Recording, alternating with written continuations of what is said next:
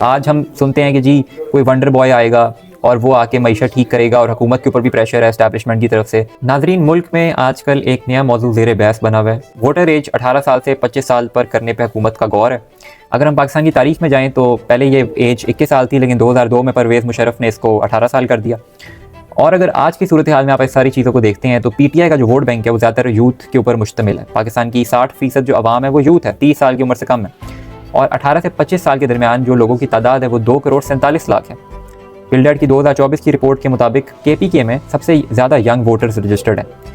अगर आप ये कर रहे हैं तो आप सबको पता है कि यूथ पाकिस्तान तहरीक इंसाफ के साथ खड़ी हुई है, और आप अगर उनको इलेक्टोरल सिस्टम से बाहर कर देंगे 2.5 करोड़ लोगों को, तो जो थोड़ी बहुत भी आपके पास लेजिटिमेसी है वो भी नहीं रहेगी। और जो आवाम अभी तक कुछ इस सिस्टम पर एतमाद करके बैठी हुई है, उनके पास फिर सड़कों पर आने के अलावा और कोई रास्ता नहीं बचेगा। तो मेरा ख्याल है हुकूमत और एस्टैब्लिशमेंट को होश के नाखून लेने चाहिए, क्योंकि आप मुल्क की सबसे बड़ी जमात को इतना ज़्यादा दीवार के साथ नहीं लगा सकते। अगर आप उनको अपोजिशन लीडर आने दे रहे हैं असेंबली में, आप उनको स्पेस दे रहे हैं तो अच्छी बात है, उनको और स्पेस दें, क्योंकि ये चीज़ें इसी तरह ठीक होंगी। आपने अगर इस सियासी बुरान से बाहर निकलना है, सियासी इस्तेकाम लाना है, तो फिर आपको सारे सियासी स्टेक होल्डर्स को इकट्ठा लेके चलना पड़ेगा।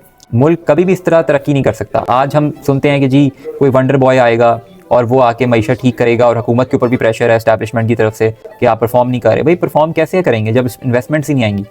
SIFC आज कंप्लेन कर रही है, जनरल सरफराज चौधरी बोल रहे हैं कि जी इन्वेस्टमेंट्स नहीं आ रही। इन्वेस्टमेंट्स कैसे आएंगी जब मुल्क में सियासी इस्तेकाम ही नहीं है? सऊदी अरब आपको कह तो देता है हम इन्वेस्टमेंट करेंगे, बट वो कैसे करेंगे? उनको पता है कि भाई इनका तो कुछ पता ही नहीं है, आज ही है कल नहीं है। ये जो हाइब्रिड निज़ाम है वैसे ही बहुत ज़्यादा अंडर स्ट्रेस है ये जो पूरा सिस्टम है।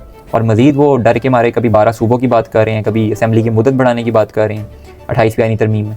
और अगर आप अब वोटर एज भी बढ़ा देंगे तो फिर तो आप, मेरा ख्याल है ये चीज़ें कल को आपके लिए प्रॉब्लम बनेंगी और ये चीज़ें बैकफायर करेंगी, क्योंकि हालात हमेशा बदले हैं। पाकिस्तान की तारीख ने हमें बताया कि हालात बदले हैं। अयूब खान भी अपने आप को इस मुल्क का जो है वो बादशाह समझता था, लेकिन फिर एक वक्त आया कि उसी के लगाए हुए आर्मी चीफ याया खान ने उससे इस्तीफ़ा ले लिया। तो मेरा ख्याल है सारे सियासी स्टेक होल्डर्स को इकट्ठा करें, एक पेज पे करें, PTI को स्पेस दें, तभी ये मुल्क आगे बढ़ सकता है। शुक्रिया।